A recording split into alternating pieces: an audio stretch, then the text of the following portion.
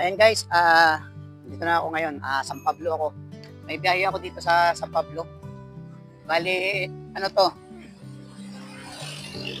Galing to ng Santa Rosa, papuntang San Pablo. Bali, dalawa yung dala ko, isang Kalamba at isang San Pablo. Yung Kalamba na drop off ko na. Almost, ang binayad sa atin doon is 150. Ano lang damit. Tapos ito naman yung pangalawang booking natin.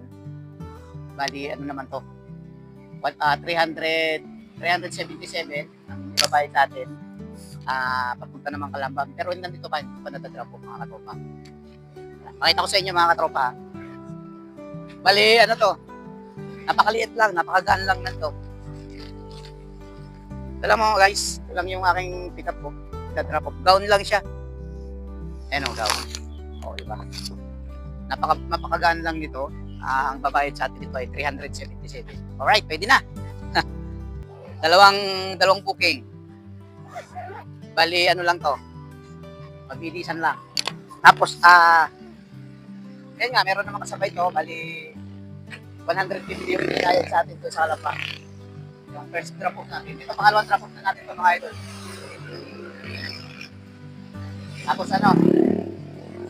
Tapos,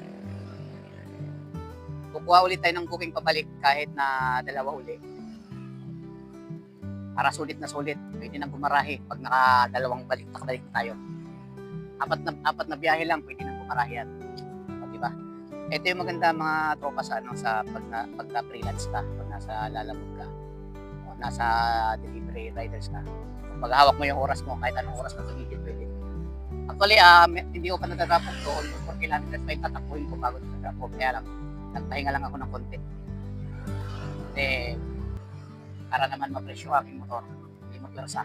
Pwede naman yun kasi kunti na lang naman, 4 kilometers na lang.